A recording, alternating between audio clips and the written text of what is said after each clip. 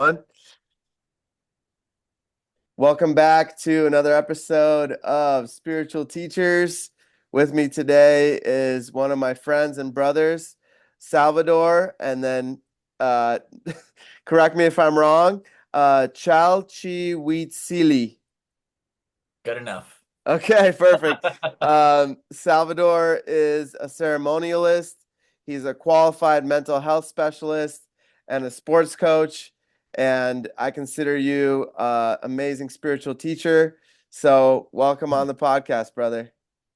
Thank you for welcoming, brother. Good to see you again. Thank you for reaching out. And it's a pleasure to be connecting you in this way and sharing and breaking bread and see what Spirit has for us within this container.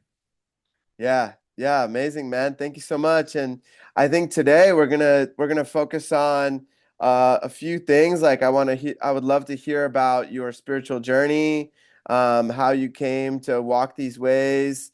I would love to hear and share about the medicine of San Pedro. And maybe if we have time, we can talk a little bit about Sweat Lodge and the power of these different types of medicines. So, does that sound good?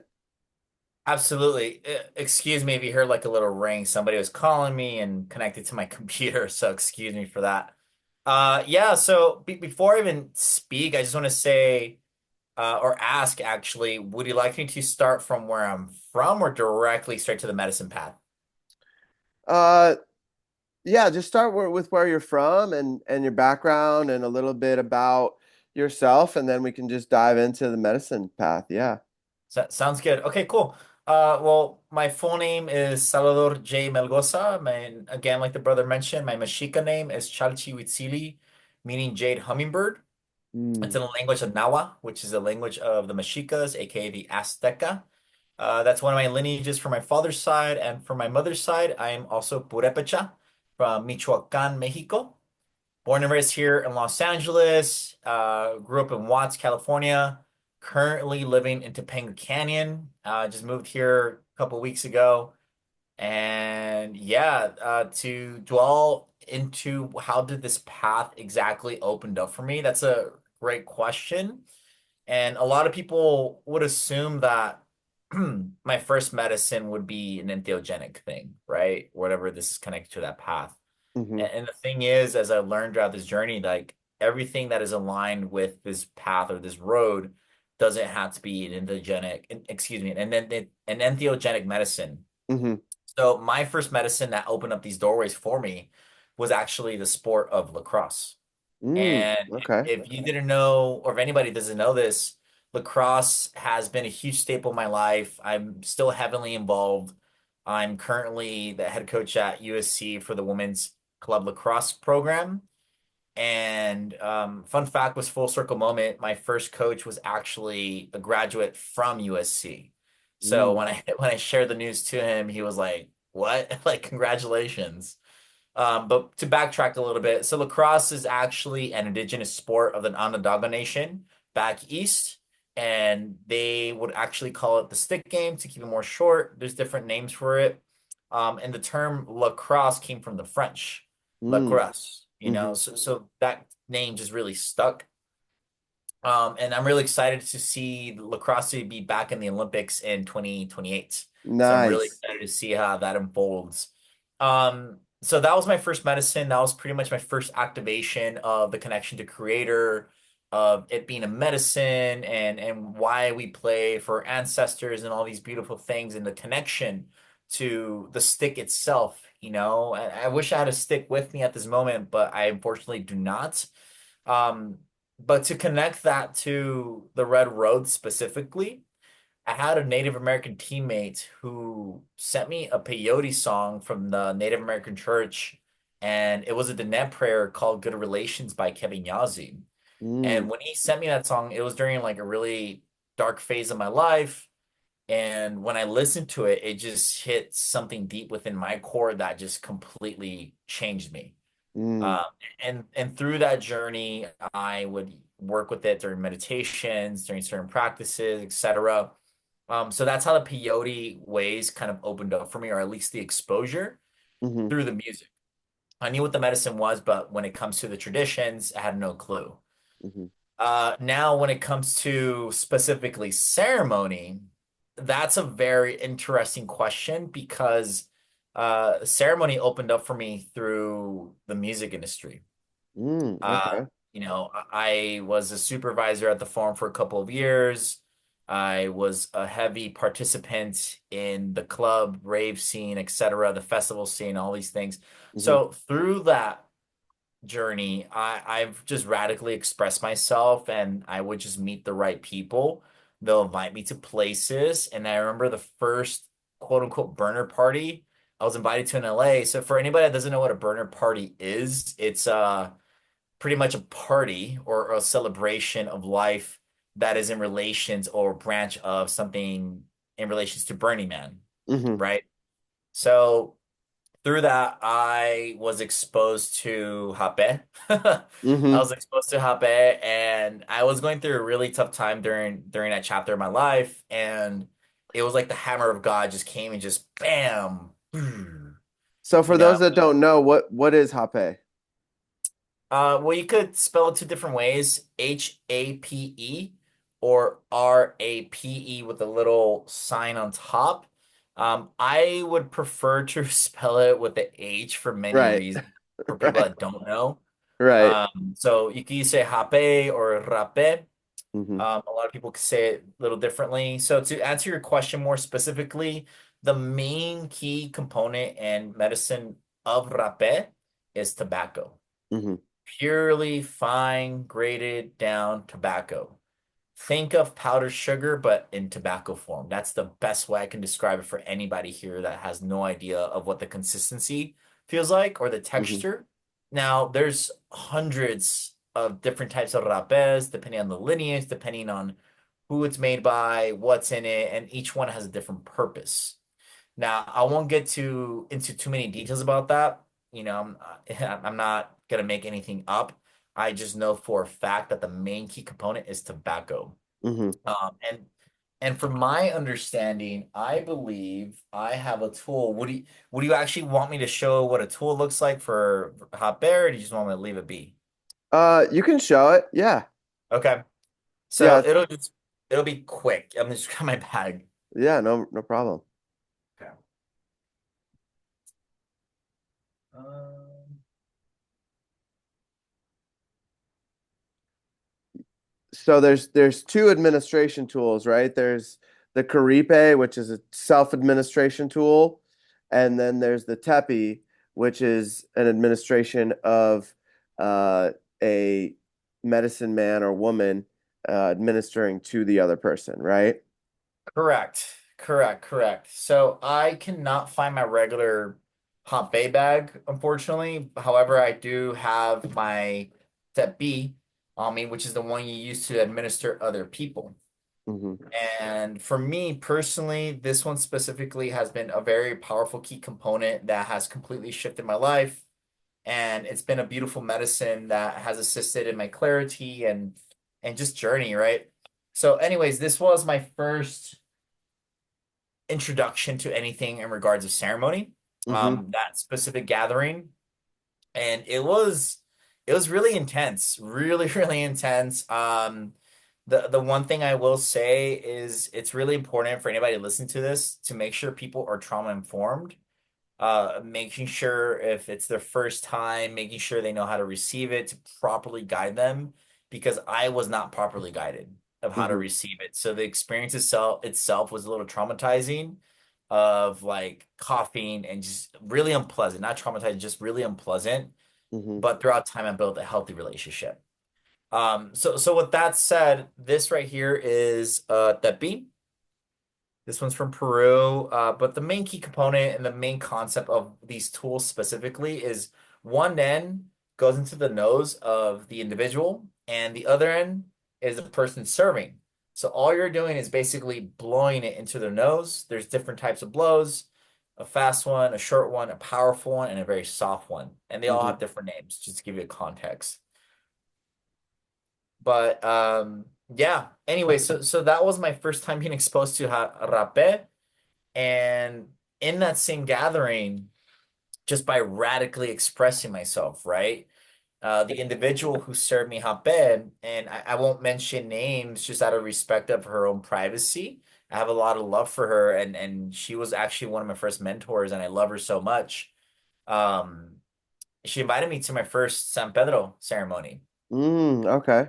Yeah, she invited me to my first San Pedro ceremony, led by a woman, and it was a very healing experience for me, and through that, of course, all these other doors opened up with other medicines like gambo, ayahuasca, yahe, bufo, 5-MeO, honguitos, and all things like that. Now, before I even go further with anything like that, I to backtrack a little bit, I'm not here to say that I wasn't experienced with any entheogenics at all. Of Hmm. course, with the party scene and things like that, I've done a lot of XYZs that have led me to the position I'm in today to have the capacity for that. And I have tried mushrooms. Mushrooms were actually my first entheogenic substance that I received within my body, aside from Santa Maria, or should I say shuru? That's how the Hunikuin would call it, which is their sacrament. Hmm. And mushrooms, extracted ergot, and MDMA and things like that. Anything that pretty much alters your mind. And I've sat with those before. I've definitely lived that lifestyle when I was very young. I'm now 30 years old, and of course, all that's behind me, and now I'm just really focused on walking the beauty way to the best of my ability, and I'm expressing this because a lot of people are afraid to talk about their past. A lot of people are afraid to be vulnerable like this, like none of us are perfect. And I can honestly say that that lifestyle that I had when I was younger allowed me to really find a part of my spirit of myself to express it and to attract the right communities, to attract the right people that want to support me and see me grow, and with those experiences, I try my best to recreate those experiences in different formats, whether it's that entertainment industry, whether it's ceremony, whether it's whatever that looks like, because these experiences have shifted me. And why would he want to share that experience with someone else that can cause that ripple effect, that prayer to spread out? Um, Absolutely. I mean, it gives contrast, right? 100%. Yeah, and I mean, a lot of my friends and a lot of people on these paths have had that party lifestyle and have been in that world, and I think for myself, I needed to experience those things to understand how I was really craving something deeper, something more connected to my heart and to my soul. And those were just the ways that I knew how to connect to people and be in community. And I think that for some people, that was the only way they knew how to be in community and connect. 100%. And just to kind of like connect both realms of, ceremony in general, and ceremony could be branched in many different ways. But there's a couple of festivals that I can bring up, and one specifically that I kept fire for this year, and it was for Lightning in the Bottle. I kept Mm, fire for the elders to do the ceremonies, the invocations, and we held that space, that container for people in the festival that are going through the festivities to come, pray, ground, and to keep that energy clear from, all the things that pop up within those containers. that's And beautiful. to be in that position, like sober and really like sharing this experience or this wisdom, this ancestral wisdom with people that have no idea of the basics of how to connect with the fire, how to pray with it, and something as simple as that, and expressing how that connects to every single one of us at the end of the day. Doesn't matter where we're from. It really hits their heart, because a lot of people that go to festivals, in my opinion, from my perspectives, yes, you're there to have fun, but you hit it the nail on the head where everybody's looking for something deeper, and that's that connection. Hmm. So when we create that container and have them go home with a heart filled with love, it's they want to come back. They want to rave about it, like no pun intended, but they're gonna be raving about it, like, oh my God, the sacred fire. Like, I'll just leave it at that. Yeah. Um, Well, just to add on to that a little bit, lightning in a bottle was a deeply spiritual experience for me because I was already done drinking. I had made that commitment to myself to no longer participate with alcohol, and it was my first big festival. I think there was close to 30,000 people at the one I went to in 2018, wow. and and this one, I searched for those types of experiences where I could connect with elders from other countries. I could learn from some of the elders. I was craving that at that time. Mm, And I met this woman from Peru, and she expressed how she was an ayahuasquera. She performed in a ceremony with ayahuasca, and she was drinking it herself in small microdoses every day. And she shared with me how, well, she shared with a group of people that she did a talk. She said, I am very upset at what I'm seeing here. She said, there's people bumping into me, bumping into other elders. She said, people are high and drunk and just not respecting the land. They're not connecting to themselves and to the other people. They're just getting high and doing whatever they want. And it was her first time, I think, in the US, and mm, she was very upset. And I came up to her after her talk, and I said, I just wanted to let you know that not everybody's here in that way. Like, I'm not taking anything. I'm completely sober. I'm here to connect with people like yourself. I'm here to learn. I'm here to understand the ways that you're teaching and walking. And I said, I have deep respect for you and for bringing your teachings here, and thank you so much. And I told her how I never had any elders, because she mentioned how where are the elders? Where are the people that are holding the space, and these people are going to for advice, for wisdom, and those kind of things. And I said, we don't really have that here, and I've had to find my way.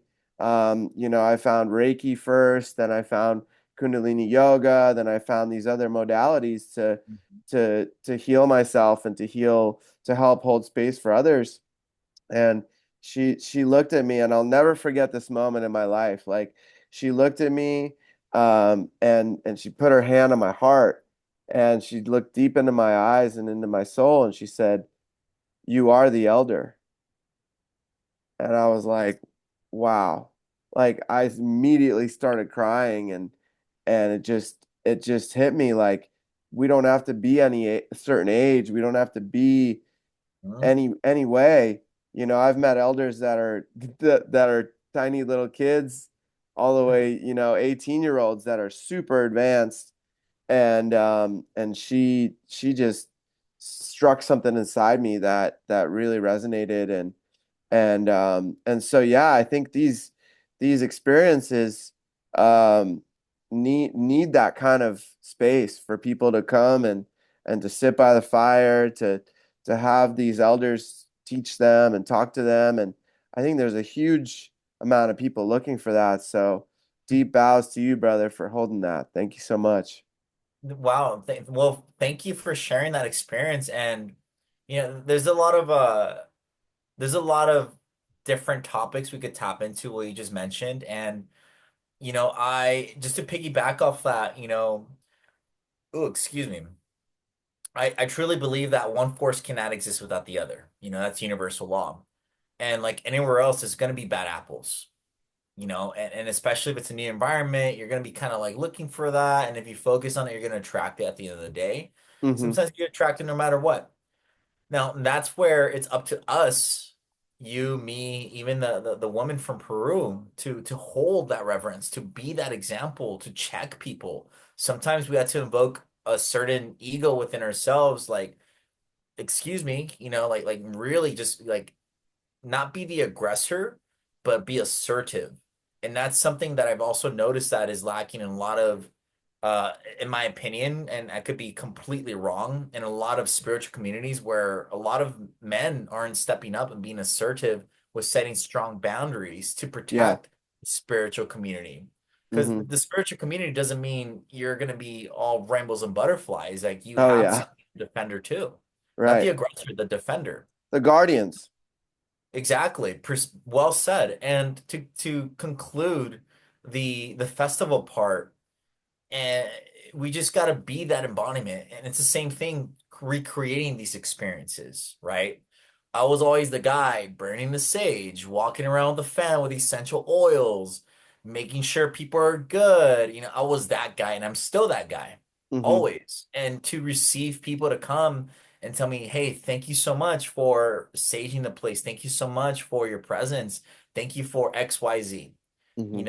And I do it selflessly because I've been on the opposite side of the spectrum where that vibration, that energy that comes in with grace, it's like it just uplifts and it's like, oh my God, like this exists here. Mm-hmm. And the more and more we bring that experience within those containers, it'll only give other people permission to do the same. And I don't want to say Absolutely. in their own way, however, just with their own essence, Right. you know. That's beautiful way to say Mhm. that. And lastly, to go back to what you mentioned with what she shared with you, with you are the elder, and you're 100% correct. Like there are elders for sure within the indigenous communities in our communities in general. However, they're not out there.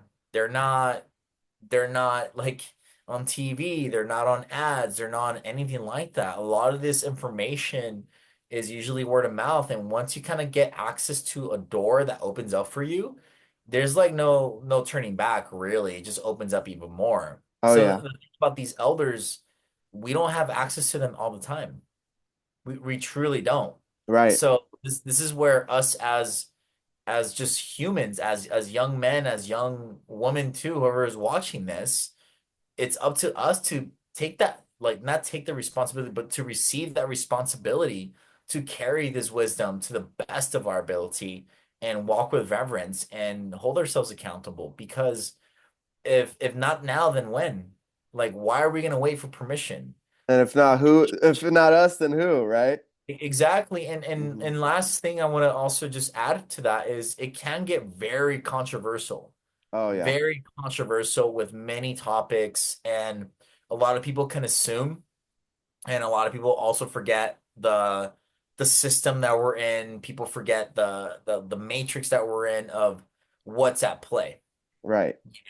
And because of that, I had a conversation with an elder that I have relations with. He said that a lot of elders that carry this ancestral wisdom, like they would do beautiful, amazing work, and not a lot of people will take the initiative to step into those shoes to receive that apprenticeship to carry the traditions because it's a big responsibility Oh because of yeah. distractions of new age technology, and we're all victims of it. I'm not saying Yeah. I'm innocent of it, Hmm. but coming back to what I'm trying to say is the fact that like it's just it's if not like I don't even know where to go with this, to be honest, because it's all over the place. But to come a focus to conclude and really just ground it in, going back to the controversy, it's the little things that really matter. Hmm. It's the little things that really matter of how can we share this without draining ourselves. That's Right. the key. Right. That's the key because we need something to fall back on to take care of ourselves at the end of the day.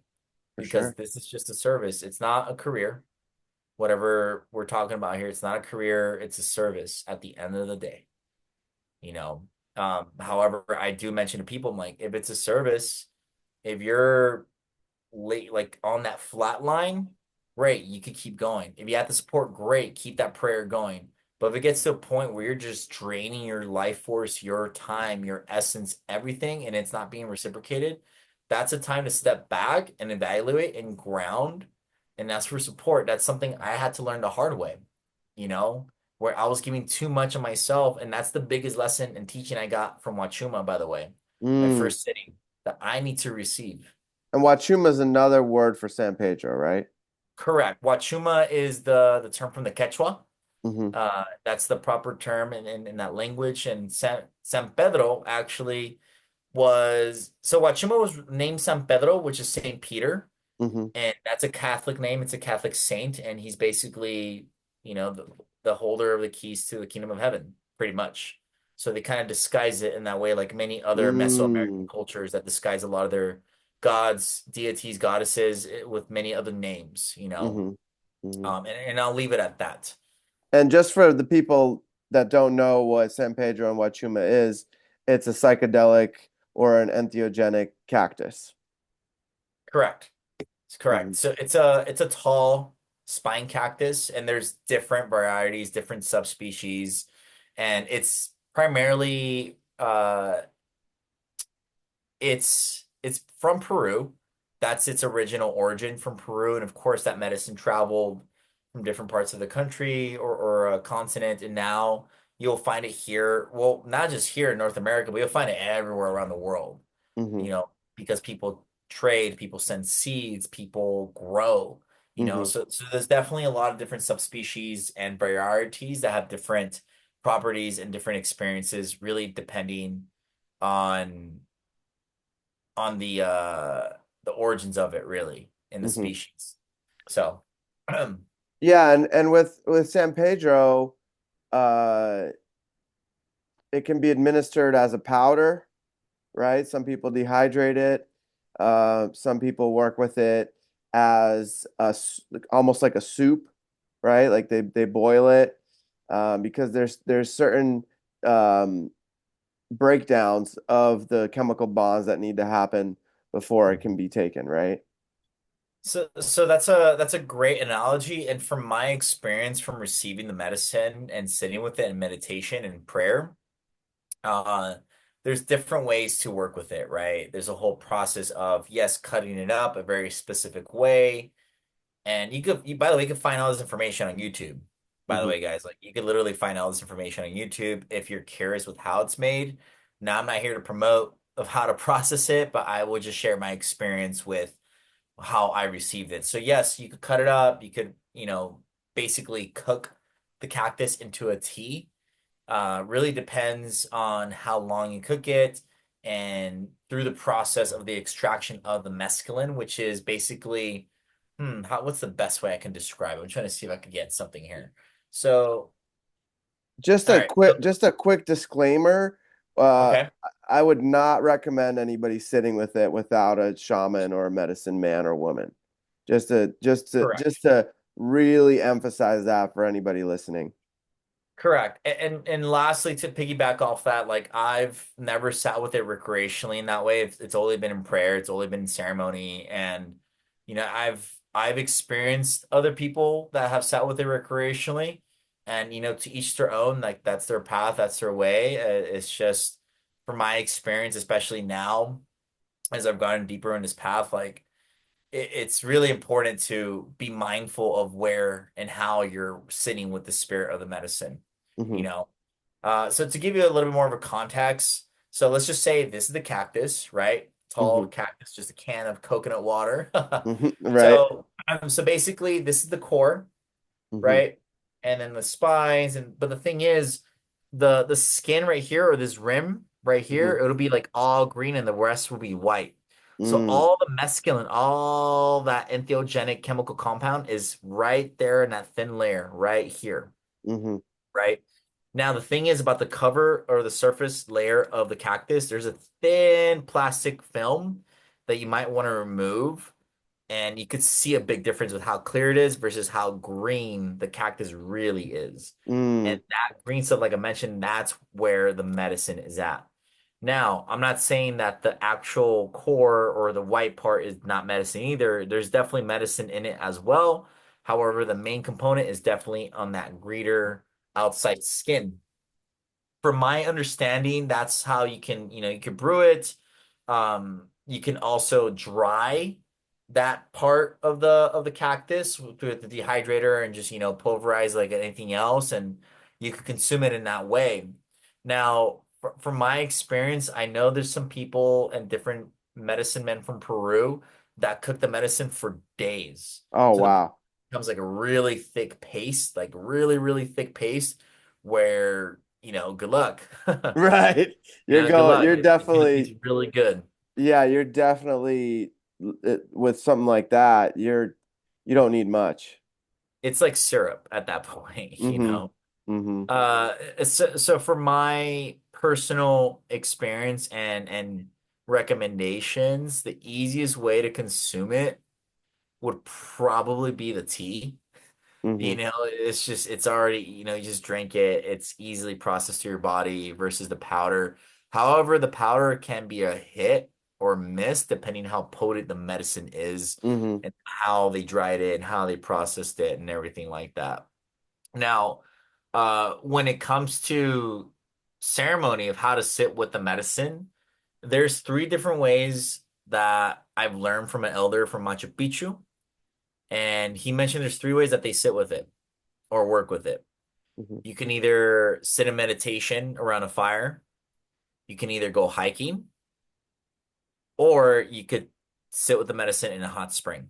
Okay.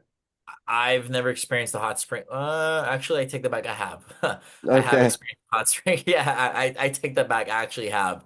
And funny, interesting. Actually, I actually drank the medicine. It was a ceremony. We drank the medicine with coconut water and just raw cactus. Mm-hmm. Like raw cactus. They just blended it and we drank it as a nourishment and we sat in ceremony and in celebration of life for the summer equinox, excuse me, summer solstice, not equinox. Mm-hmm. And it was a very beautiful gathering, to say the least. And that was the only time I ever sat with the medicine in its raw form without it being um, cooked. And in my opinion, I don't know if I'm making anything up. I'm just kind of analyzing it. I think when it's raw, it's harder for your body to process the That makes actual sense. medicine, Yeah, that makes a lot of versus it sense. being cooked. When it's cooked and when it's like dried, it's a lot easier to consume and a lot easier on your stomach. That's Okay. really the case. So However, did you when have it's a lot raw, of pain? honestly, when I drink it raw, it was very clean. Okay. Very, very clean, and it really you could tell like how clean the medicine is, or how it's like how it's worked with based off on how you're feeling. Mm-hmm. So my experience with it being raw was very interesting because like anything that's raw and fresh, it still has that chi, that life Oh force, that yeah. so it just the experience was very beautiful to say the least. Mm-hmm. It was very, very beautiful to say the least. And so the main component in it, that is the active chemical compound, that is the entheogenic part, the psychedelic, to say the least, for anybody that doesn't understand what entheogenic means, is mescaline. Mm-hmm. And that's where that mescaline is found in that cactus specifically. It's also found in peyote. And peyote is another medicine that I really love and I love to sit with. And at the moment, actually, I'm associated with a nonprofit organization called Sacred.net, and we are basically a peyote. We basically are educating people about peyote, how to conserve it, how to protect it, Beautiful. and it's great. It's my brother from Arizona, and I got involved with it just for the movement and the prayer. However, I just know there's an abundance of medicine. Nevertheless, it's just good to educate people on it versus Absolutely. just taking, taking, taking. I'd rather educate people to build a relationship with the sacrament versus just taking, you know? Absolutely. And one thing that is interesting is that the peyote is very feminine. It's like a very round, bulbous cactus. And then the San Pedro is very, very phallic. It's long and tall. Mm. And I've never worked with San Pedro before. So but I've heard that San Pedro is much more of a feminine experience, and the peyote is more of a masculine experience. That's a great analogy. And in my honest opinion, um, it's all scenario based. It's all based on who's orchestrating it, Okay, right? It all depends because every ceremony is different. Every absolutely. ceremony is different. Every lineage is different.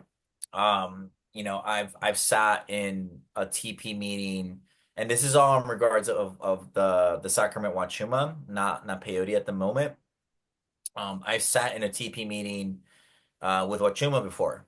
Hmm. I've sat in an outdoor meeting with Wachuma that is very closely orchestrated to how TP meetings are ran, or even like the Wiwarika ways, you know.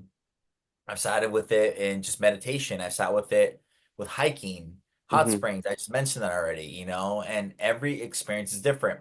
Now, the one experience that I've had that was very interesting was twice, and it was orchestrated by individuals that weren't specifically from any lineage. And, for what it's worth, it was a beautiful experience, nevertheless. Um, I can just definitely see the difference with that kind of orchestration versus being something a little bit more related to the roots of Hmm. like ancestral wisdom. Hmm. And they both have their own beautiful, unique ways of doing its work. I'm not saying one is wrong and one is correct. I'm just saying they're both very different experiences, Hmm. and everyone has their own taste with how they want to sit with medicine, and the medicine itself is really the master. The person who's orchestrating is just really the driver of the vehicle, you know. Hmm. Um, but at the end of the day, to really just tap into what you mentioned, yeah, it really depends on who's orchestrating it because the experience can be very, very feminine in it if it's like not too structured, and it can Okay. be very masculine if there's a structure and a sequence and but when it comes to the energy from like not to compare like that one's better than the other, they're both different, but they're very similar in its own way. For example, Wachuma can come in like any medicine, but specifically Wachuma comes in a little bit more gently, Right. and it comes in like in waves. I think Like that that's what I meant by feminine. hmm yeah, so it comes in waves, like it'll come in and it's like, "Oh, I'm here. Hello. I'm Hmm. here with you. Hmm. Greetings, welcome." And then before you know it, you're in it. Right, You're right. in it, and you're going through your process, you're thinking and whatever thoughts come up, the shadow work. And of course, it all depends on the orchestration, whether you're involved with the fire, with music, with dancing, like I mentioned, it all depends on lineage and who's running and not running, and who's orchestrating the medicine.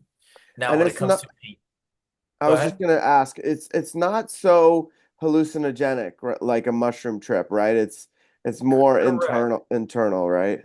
It's more like body and emotional. Okay. And, Okay. and, and in my honest opinion, I'm very sensitive to many things in general. Hmm. A little goes a long ways. And I try to encourage people, it's like, hey, like, you don't have to take a lot to experience whatever you need to experience. Hmm.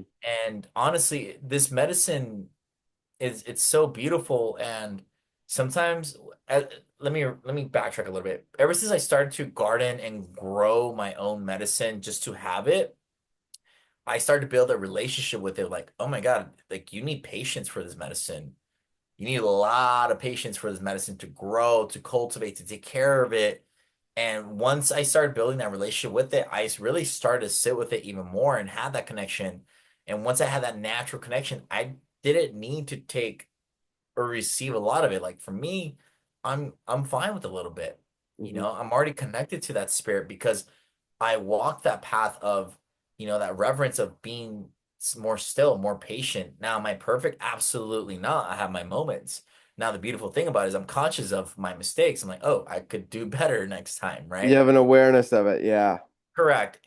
But to kind of come back to the main point of this conversation and topic you brought up, the fact is like, yeah, it's not a hallucinogenic. I tell people like, yo, like that's not the point of this medicine. The Right. point of this medicine is to help you be a little bit more open to that connection to yourself and to that elemental that is in front of you, Hmm. you know? And I always tell people like anything else, if you really just sit with it and just close your eyes and just meditate, pray, whatever, however you want to sing or anything like that, or receive the music, it can definitely take you to these realms.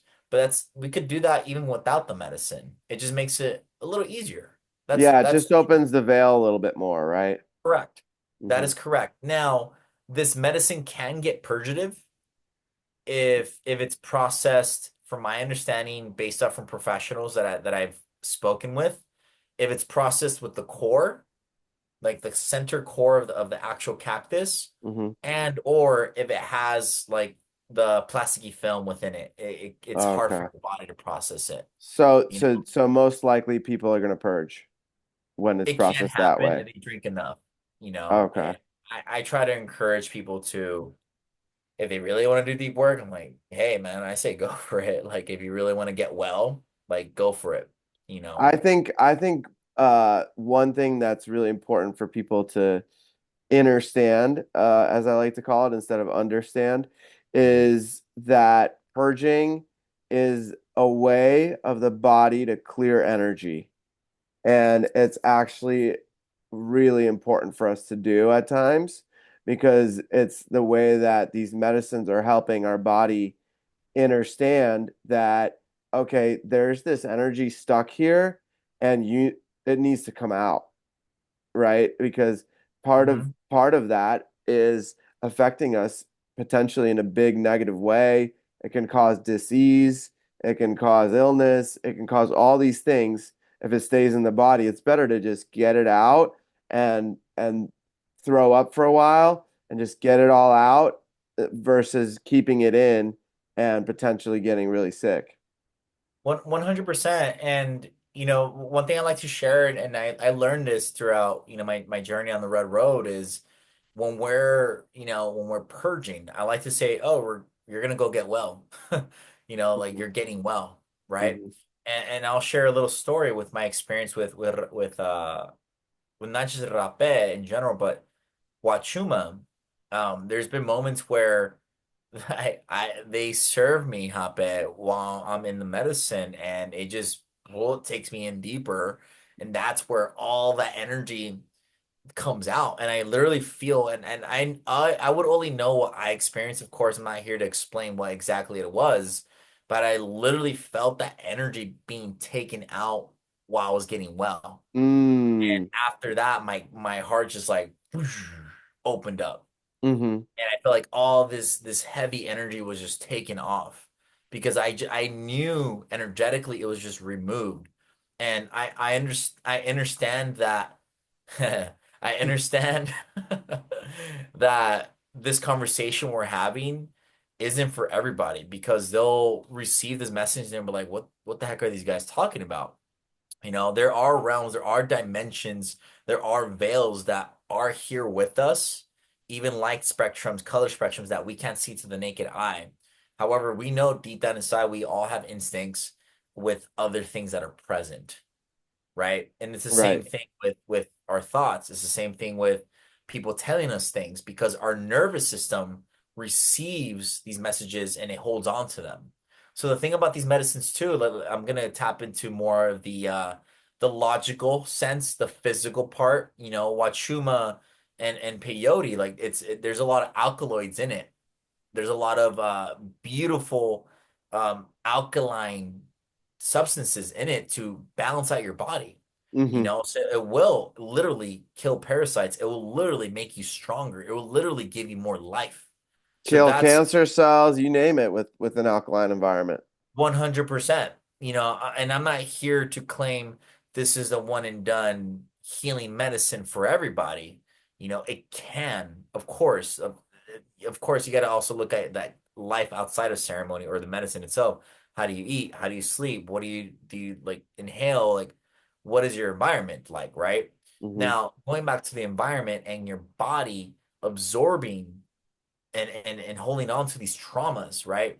There's a reason for anybody here that has been in ceremony. There's a reason why people bawl their eyes out. They're going through the process because these thoughts are coming up and they're going through it, and the medicine just helps them surrender to it even more.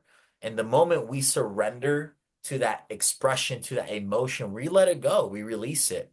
And the Hmm. moment we let go of that feeling, of that emotion, keyword motion, it's an actual feeling in our body tends to open up. And when we open up even more, this is why when a lot of people say with a lot like medicine in general, right, in a ceremonial way, they feel lighter, they feel more open, they feel more open-hearted. It's because not just because of the medicine, but the fact that they process their emotions. Now, one thing I also learned in ceremony, depending on the orchestration, is that there's a lot of expression happening there. The singing, the Mm, dancing, hmm. the receiving of those expressions, the messages, right, that cause those shifts. Hmm. And this is something I also mention people. It's like the ceremony and the medicine isn't just the actual plant itself. Like there's other tools that you can learn in these ceremonies that you can apply and integrate into your everyday life.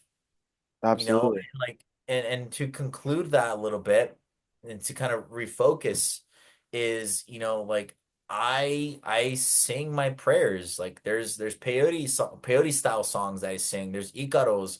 There's an orchestration of how I work with the fire. Like it's a way that I carry myself. It's a discipline and it helps me stay aligned with my own spiritual path, which is whatever that looks like. I'm just trying to be a good person at the end of the day, you Absolutely. know. And I'll just conclude it with that right there. Yeah, and I think that's beautifully said. I would just add on that while you were talking, this came up that, you mentioned people crying and releasing and tapping into those traumas and feeling lighter afterwards. And one thing that it took me a little while to realize is that there are many ways to purge and clear the body energetically of these of energy, right? Because tears, all those things are energy at the end of the day. So I just wanted to mention like tears are a great way to purge, right? Sweating's a great way to purge. Um, Energetically purging, where nothing comes out, but you're making the motions like you're puking and you're like your body's moving or convulsing, but nothing's coming out. No food is coming out. It's just energy. That's a great way to purge. Another great way is shaking. Like sometimes people dance and shake. That's another way to move that emotion, energy in motion, right? Another way is spitting. People don't think about that, but spitting's another way to move the energy. Another way is burping, farting. Uh, what am I missing? Those are some of the main ones, but just like any way that your body releases is a way of shifting that energy and becoming lighter and releasing it. And one thing that I learned pretty early on in my path is that it's important to channel that energy that's being released from from me to either creator or to back into the earth to get alchemized. Because sometimes people don't do that, and then that energy just transfers over to another person or a space like a room or a piece of clothing. All that can get absorbed by our external world if we don't channel it into the right place. 100%. And, just to tap into a little bit of that. So I do workshops in facilities for people that are recovering from substance abuse Hmm. and alcohol and other mental health issues. And there's a lot of things that bring into this containers, whether it's like I even bring ceremony in there. Like what are you talking about? Like tobacco. A lot of Hmm. them work with a lot of tobacco. So I provide a tool for them, like, hey, like this is how I work with tobacco and why, and like they all receive it really well. Like, whoa, like that's super cool, man. And believe it or not, there's actually a lot of natives that I meet in there. A lot of all kinds of natives, Comanches, Apaches, Cherokees, Diné. you name it. Like there's so many relatives that I meet in there that come from medicine families, that come from sun dancers, stomp dancers, like I could go on and on. And to really see that and to understand that there's a suppression of the spirit, and it's a whole other subject. But I'm sharing this to give you a context of what I bring into these containers, which is an expression, right? Mm-hmm. So when I go into these containers, is another subject. It really depends on the flow of the space itself.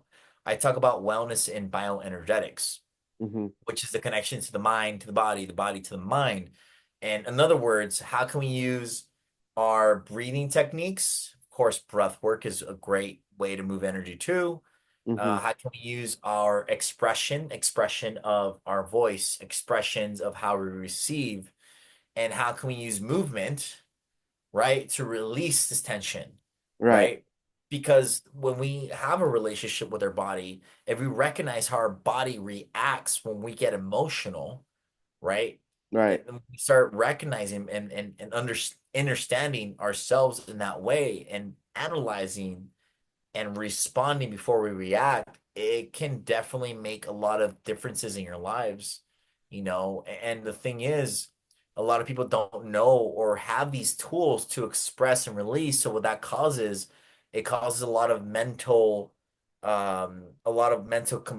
compression Mm-hmm. that can manifest into sickness, that can manifest into mental health, into snapping. You like you hit it right on the nail too. It's all relations to it, you Mm-hmm. know. And the thing is, um, it's all, if you really connect the dots, it's in everything, right? There's many different ways you could approach it, but this connects to ceremony as well. The Mm-hmm. music, the breathing to ground, you know, Mm-hmm. the singing and the dancing and all the things, you know. So through that healing, through that release, it really helps people feel lighter, like I mentioned earlier, right? Mm-hmm. So that's something I do apply into these workshops, and even sometimes I talk about it casually, which is people like ourselves right now, right? With this interview that we're having. Mm-hmm. Um, but it is really important to be informed with that. Some of us may know it as somatics, you Mm-hmm. know, like somatic healing. That's another term, right? If you want to Yeah. get really deep into it.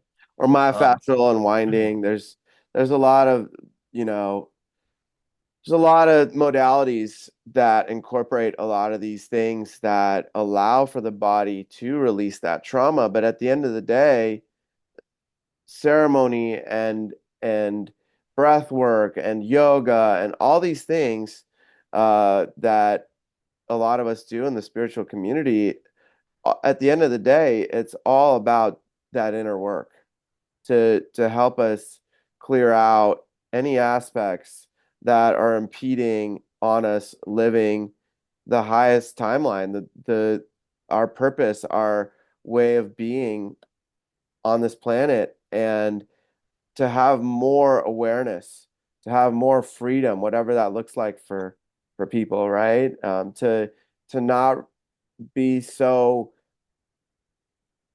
engulfed in the matrix, and yeah, to be able to make our own decisions, to recognize when somebody's blatantly lying to our face, whether that be the news or a neighbor. You know what I mean?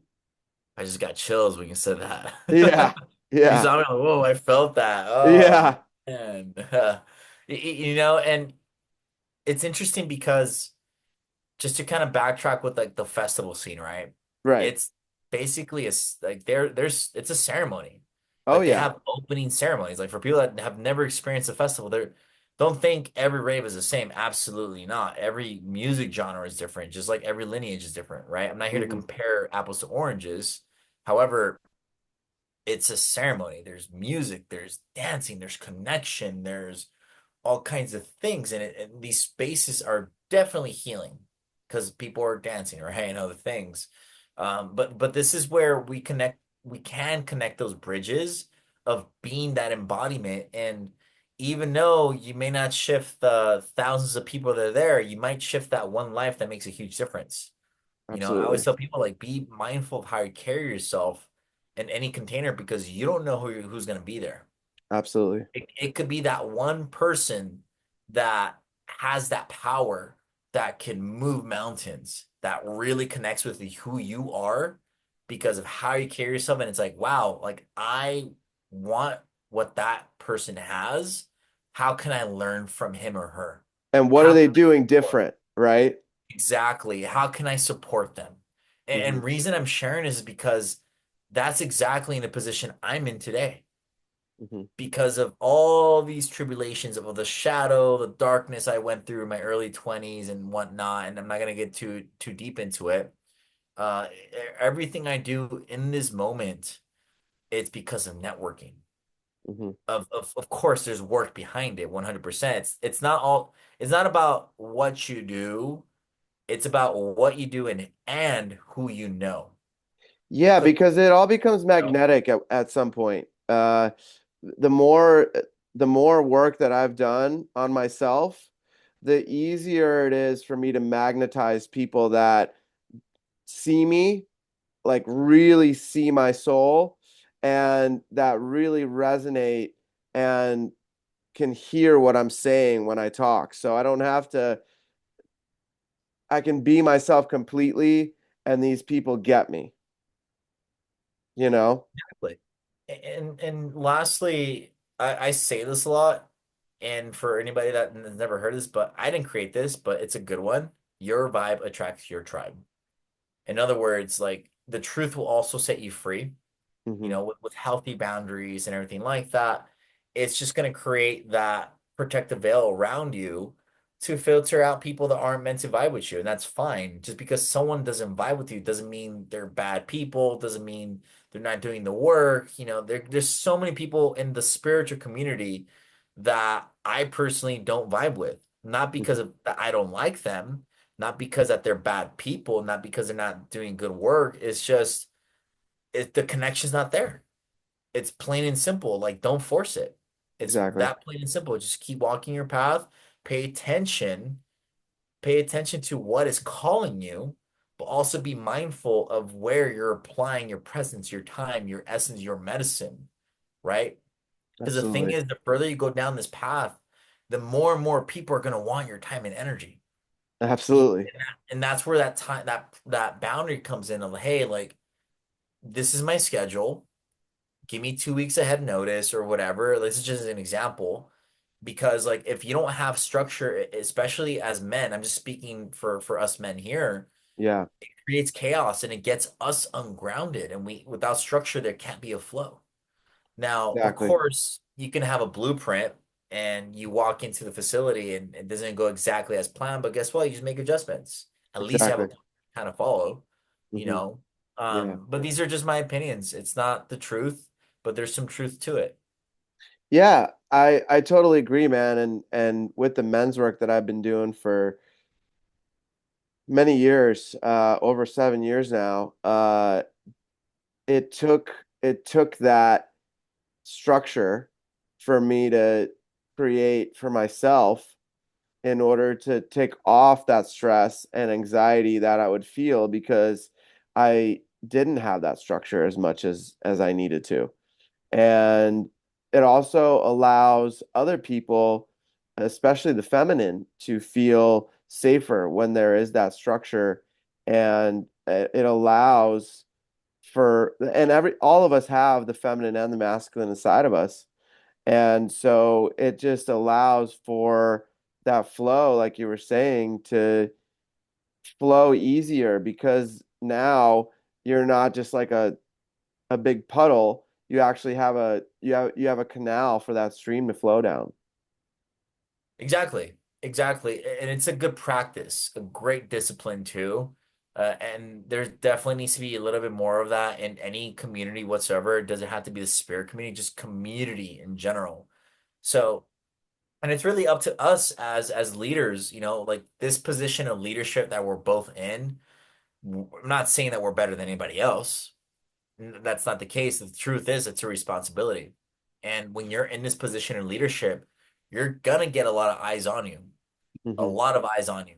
You know what I mean? And they're gonna look for the things you're not doing correct. And Or they're gonna throw perfect. arrows at you. They're gonna just say all this negative stuff. So I would receive a lot of that for different reasons. And it's all beautiful medicine at the end of the day. And it's just like for me, when there's people that are just looking for negativity versus finding the solution of, hey, like let's work together and let's figure this out, let's make this better, versus just negativity, negativity, negativity. I block that out. Like I don't got time for that. I'm good. Hmm. And I learned that through amazing, successful entrepreneurs. Like I'm not here to treat this path as a business, but it's also interwoven with my life, and that's something I just want to share this with anybody here. You're not meant to please everybody. No, That's the freaking truth. right. You know, That's a so, big, that's a so big lesson. yeah, 100%. Huge lesson. 100%. And the beautiful thing is that the more I stood in that power, in that assertiveness and that boundary of self-respect, um, people will see it as aggression. People will see it as toxic masculinity. Is like, no, dude, it's proper masculinity that's been missing for some time that I'm now putting into practice to protect not just myself energetically, but also my community, people I vibe with, people I care about. Yeah. So, and I'll just leave it at that. It's just a good reminder for anybody watching or receiving this message here. Yeah, and I think one thing that, like you said, it's a big responsibility to be in these positions. And one thing that is really important is that we become mirrors. Mm, Everybody is a mirror for each other, but people that are doing really deep work become a really clear mirror for others. And so sometimes that brings up things inside of that person that they haven't faced yet, or a program that's been running for potentially a huge chunk of their life. And then they have to face that, either work it out and work through it and address it and clear it. Or from my experience, those lessons come back around even more intensely the next time around. And life is like a spiral, it keeps going. And either we get, I'll just speak for myself, either I get a chance to see that I've passed the lesson because I'm no longer triggered by that experience, that I'll have an awareness, oh wow, that was something 5 years ago would have made me really upset or angry, or it'll trigger me again and I'll have to readdress it and take a deeper look at it and see, like, okay, why is this coming back into my life in this way, 100%. 100%. And to kind of add on to that and just conclude that is everything's a cycle, Hmm. right? Sun goes up, sun goes down. Spring, summer, fall, winter, repeat, Hmm. right? And same thing, it goes back and forth, push, pull, etc. And let's say this can, right, is a lesson that we Right. tend to keep messing up and we keep spiraling. We keep repeating that lesson. And maybe every single time we meet that lesson throughout that timeline, we may or may not get better at it slowly. And then we start to kind of like raise above it. And then until Hmm. we finally complete that task. You Right. know, you could spiral up and raise your frequency if you want to call it that way, or just kind of like pass it and finally move forward to the next lesson. Hmm. Or you keep repeating it until you keep sabotaging yourself and you just go down a spiral of poop. Yeah, yeah. That's a really important thing to mention. And also, these deep dark nights of the soul that you mentioned you had, right? Every single person that's on the path that I've met has had at least one of these dark nights of the soul, as they call it, where, there's this darkness that we have to face, this depression at times, right? And what some people don't realize is that the more work you do, it starts to become less of a dip into that space, right? Like the graph starts to go up and up Mhm. in that vibration, and then those dips become smaller and smaller the more we work on ourselves. Because for me, it becomes so clear that, okay, I'm having a little dip here. That doesn't dictate my life. It's just temporary. It'll come and it'll go, and then I can keep on moving upwards and onwards.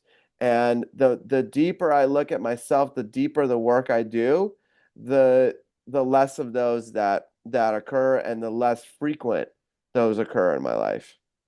100%.